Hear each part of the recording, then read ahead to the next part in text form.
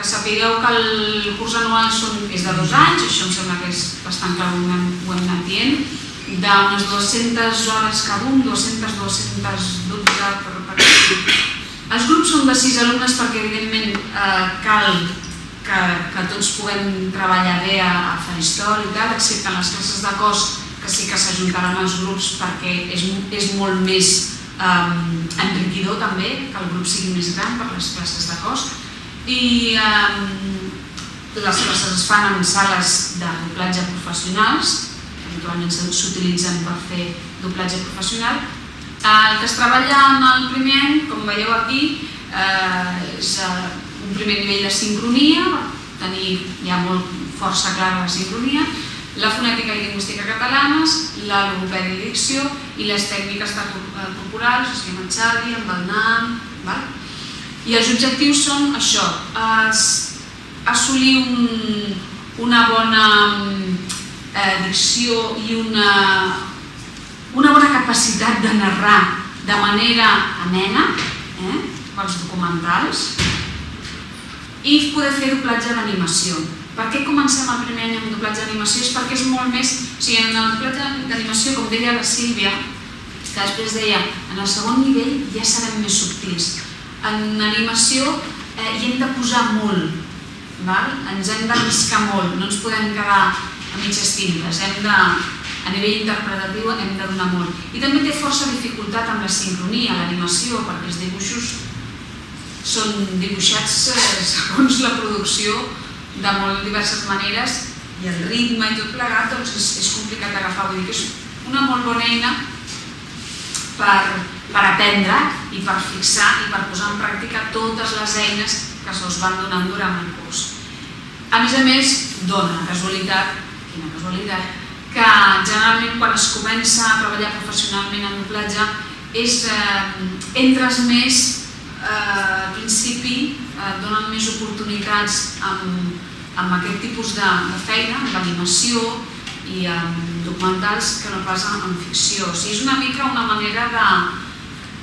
Quan algun director vol saber a veure què tal, prova amb l'animació, a veure què tal aquest actor que m'han dit que ho fa bé, doncs generalment es comença convocant a la gent per fer animació. Això és tot el primer any, no sé si em deixo res del primer any. Em sembla que no. Bé, a part tocareu petites dosis el tema de l'ajust que hem parlat abans, també sabreu com funciona, hi haurà classes en les que tractareu d'una manera breu, perquè no serà la vostra especialització com a actors, però sí necessiteu tenir coneixement de com es fa un ajust d'un guió de doblatge. També molt important i molt interessant, que també ho tindreu, que avui no han pogut venir, són algunes classes de la part tècnica, perquè pugueu entendre com necessiten els tècnics que la veu estigui enregistrada per després poder treballar amb ella. O sigui, no es pot enregistrar, jo enregistro així, aquest és el meu to i aquest és el meu nivell, i després que ho pugin o ho baixin. Si necessiten més volum ja ho pujaran. No, la cosa no funciona així, és molt més complexa i tindreu algunes classes en les que se us explicarà també això. I en el segon any són les mateixes hores, l'estructura és similar, però bé, ja afinant, és el perfeccionament, és el que deia la Sílvia, hi ha molta més exigència. El que fem, treballem en quant al domini i control de la veu, treballem també amb la Helen. Ja no fareu teoria de lingüística aplicada al doblatge, sinó que només continuarem matxacant i donant canya amb la pràctica i continuarem treballant una mica al ritme per acabar de donar aquesta empenta de la interpretació, de trobar el màxim dintre nostre per poder donar a nivell interpretatiu. I els objectius, evidentment, són ja el doblatge de ficció, el que deia la Sílvia, ja treballarem amb aquests diferents temes de la ficció, acció, aventures, o sigui, pel·lis d'acció, pel·lis d'aventures, de drama, de terror, històriques, etc. I la introducció al món laboral, que diu aquí aquest punt, es refereix que durant l'últim trimestre del segon curs el que farem és, perquè a més és interessant per les dues parts, com si diguéssim, tant pel món laboral com per vosaltres que hi voleu entrar, és que fareu classes amb altres professionals que no seran els vostres professors habituals, que som nosaltres, que sabeu que estem en actiu, que som directors habituals de doblatge en català, sinó que us donaran les classes uns altres directors que no us coneixen, i serà la manera que us coneguin, treballant directament amb ells. Les classes us les donaran ells, ja serà com una convocatòria professional, ja convé que us poseu molt les piles perquè serà la manera també que us coneguin i a partir d'aquí, quan acabeu el curs, a part de tenir una valoració feta per nosaltres, per ECAC, que ja sabeu que fem les nostres avaluacions, doncs haureu pogut mostrar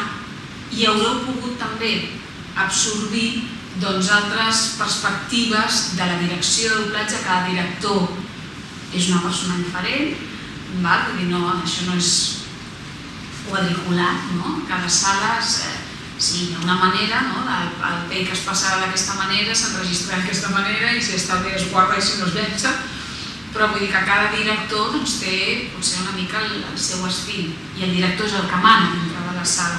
A nosaltres, amb els actors, el director és el que s'encarrega de responsabilitzar-se de la nostra feina, de la feina dels actors. Per tant, és interessant, no ens queda més remei, a més que fer-li cas, i és interessant poder veure que hi ha diferents també maneres, estils de treballar. És bo per vosaltres i és bo per ells que us coneguin. I aquesta seria la introducció al món laboral. I això és tot. Aquesta és tota la...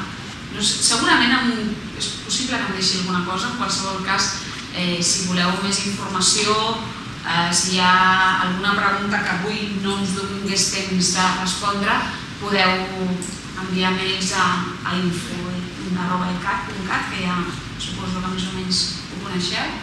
I... veus, ja em deixava alguna cosa. Això, que fem altres cursos a l'escola, cursos que no són exclusius per ser actor de doblatge, són els cursos d'ajust de guions per doblatge, els cursos d'autodoblatge. Això és per actors professionals que de vegades fan una pel·lícula, és un actor català però ha fet una pel·lícula a França, l'ha fet en francès, arriba la pel·lícula a Catalunya i aquella pel·lícula s'ha de doblar, l'idoni és que es pugui doblar ell en si mateix. Aquests cursos són perquè aprenguin a autodoblar-se, perquè el fet de ser actor no necessàriament vol dir que pugui ser actor de doblatge espontàniament. No, has d'aprendre a fer doblatge. També hi ha la possibilitat de tenir classes particulars de logopèdia i també fem els tallers d'iniciació de doblatge, que potser alguns els heu fet en alguna ocasió, que són, diguéssim, com si fos un tast del que fem durant tot l'any, una mica això, una introducció al doblatge, a saber allò. A mi em fa gràcia això del doblatge, però no sé si serviré, no sé si m'agradarà, no sé si ho vull provar. Doncs aquí en aquests tallers es pot